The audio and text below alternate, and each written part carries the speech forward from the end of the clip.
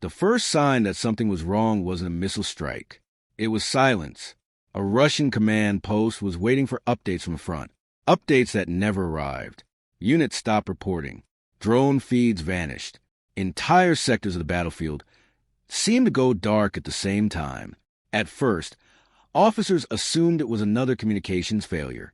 Russia had seen plenty of those. But then the map started changing, and not in Russia's favor. What they were looking at wasn't a temporary setback. It was the beginning of something much larger. Something that would force even Vladimir Putin to confront a possibility he had spent years trying to avoid. The possibility that he was no longer controlling the war. Not really. And the strangest part? It didn't happen because Ukraine suddenly became stronger. It happened because the war itself started changing, faster than Moscow could keep up. By 2022, Russia expected a quick victory. The plan looked simple on paper. Columns of armored vehicles would race toward Kyiv. Airborne troops would seize key locations. Ukrainian resistance would collapse. The government would panic. The war would be over before most of the world understood what was happening. That was the theory. Then reality arrived. Russian vehicles clogged roads for miles. Fuel trucks disappeared. Bridges became death traps. Small Ukrainian teams appeared from nowhere, struck, and vanished again. At first, Russian commanders treated these setbacks like temporary inconveniences. Nothing unusual. Nothing serious. Just friction. Military people love that word. Friction. It sounds much better than everything is going wrong. Weeks passed, then months. The quick victory never came. Instead, Russia found itself trapped inside a war it had not prepared to fight. And that's where the real problem began. Because wars have a strange habit. The longer they last, the less they resemble the original plan. The battlefield started mutating. Drones became more important. Artillery patterns changed. Electronic warfare spread everywhere. Every lesson learned on Monday was outdated by Friday. Nobody seemed able to stay ahead for long. But Ukraine had one advantage: adaptation. If something worked, they copied it. If something failed, they abandoned it. Russian forces adapted too. But large systems move slowly. And slow becomes dangerous when the battlefield is evolving in real time. At one point, a Russian commander could spend weeks preparing an operation, then watch it become obsolete before the first shot was fired. That was becoming a pattern, and patterns matter, especially bad ones. Then came the drone war. At first, drones were useful tools. Then they became the battlefield. FPV drones hunted tanks. Recon drones directed artillery. Long-range drones crossed hundreds of kilometers. Soon entire operations revolve around flying cameras carrying explosives. And here's where things started getting uncomfortable for Moscow. Because factories can build tanks. Factories can build missiles. But producing adaptation at industrial scale, that's harder. A lot harder. The battlefield became a giant laboratory. Every day generated new lessons. Every night somebody tried to weaponize them. The result was chaos. Organized chaos. The kind that punishes rigid systems. Russian units sometimes entered combat with tactics that had worked perfectly a month earlier, only to discover they had aged like milk. One officer reportedly described the situation as fighting inside a software update. That might have been the most accurate description of the entire war. And yet, even then, Putin could still believe he was steering events. The war was costly. The war was messy. But control still seemed possible. Then another problem appeared. Distance. The front stretched across enormous territory. Thousands of vehicles. Hundreds of units. Countless local decisions. The larger the war became, the harder it was for any central authority to truly understand what was happening. Reports traveled upward. Reality traveled sideways. Those are not the same thing. A local commander might describe success. A drone video might show disaster. An intelligence briefing might say one thing. The battlefield might say another. Eventually, someone had to decide which version was true. And that became increasingly difficult because information itself was becoming contested territory. Then something even stranger happened. Russia started achieving tactical successes. And those successes created new problems. That sounds backwards. But stay with me. Certain offensives gained ground. Villages changed hands. Defensive lines came under pressure. Maps shifted. The headlines looked encouraging. Yet every advance demanded more manpower, more ammunition, more vehicles, more logistics. Every kilometer gained increased future obligations. A battlefield victory today could become a logistical nightmare tomorrow. The machine kept moving, but it was consuming itself, slowly, relentlessly, like an engine running at maximum throttle, without ever cooling down. And then came the pivot, the moment many observers missed, because it wasn't visible from a satellite.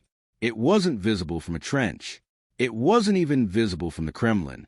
The war stopped being primarily about territory. It became a competition of endurance. And endurance fights are different, very different. In a territorial battle, control means moving forces.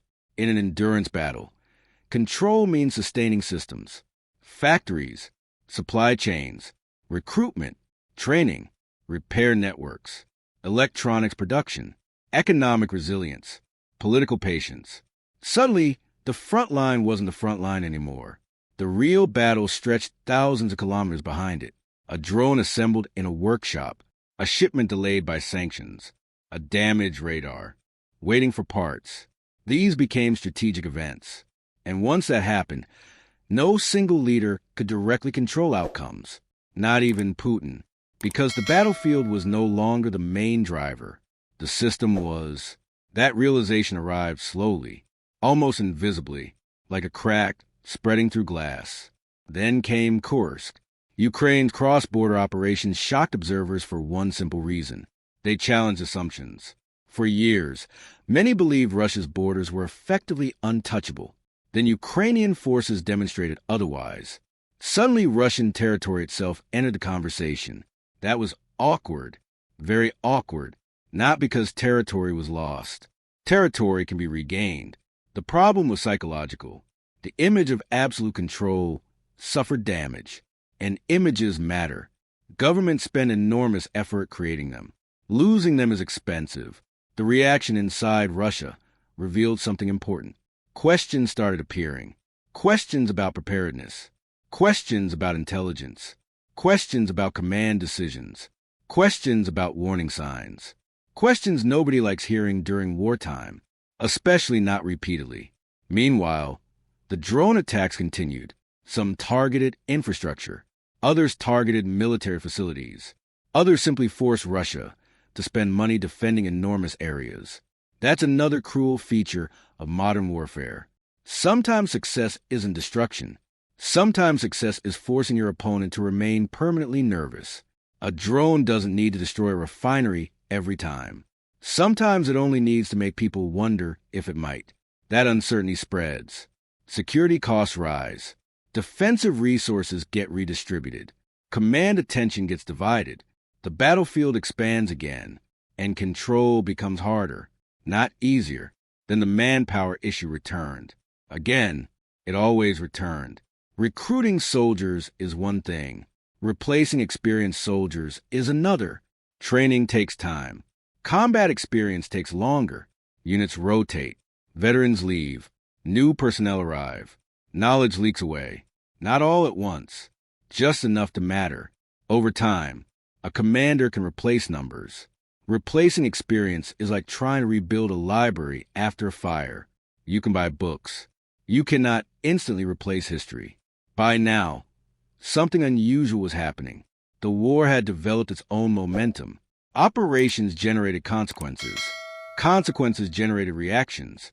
Reactions generated new operations. The cycle accelerated. Political leaders could influence it, but increasingly struggled to direct it, like a driver gripping the steering wheel while the road itself keeps changing shape. And then there was the economy. Not collapse, not catastrophe, something more complicated. Adjustment. Entire industries shifted priorities. Factories expanded. Budgets transformed. Production surged. But wartime economies have a hidden cost.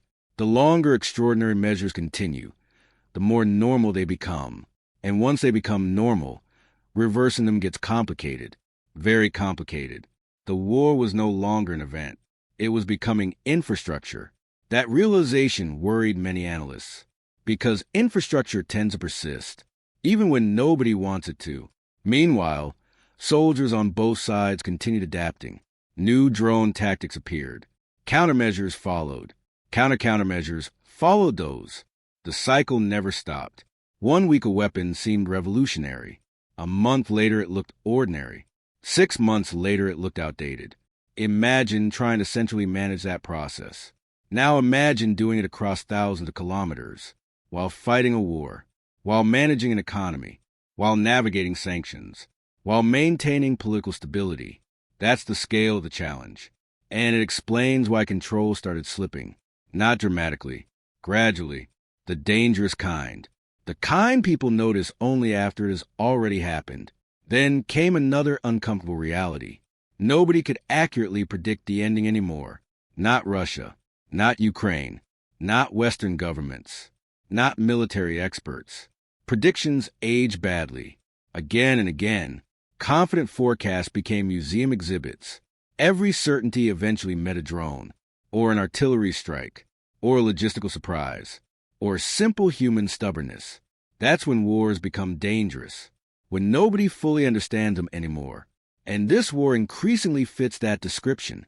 Putin still gives orders. The Russian military still conducts operations. The state still mobilizes resources. Formal authority remains intact, but control is not the same thing as authority. A captain may command a ship. That doesn't mean he controls the storm. And the storm is now enormous. The battlefield evolves faster. Technology evolves faster. Economic pressures evolve faster.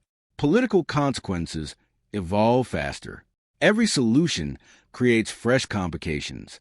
Every success introduces new vulnerabilities. Every adaptation triggers a counter-adaptation. The machine keeps moving. Whether anyone truly controls, it is becoming a different question. And perhaps that's the most unsettling part. Not that Russia is losing every battle. Not that Ukraine is winning every battle. But that the war itself has grown larger than the assumptions that created it. Larger than the plans.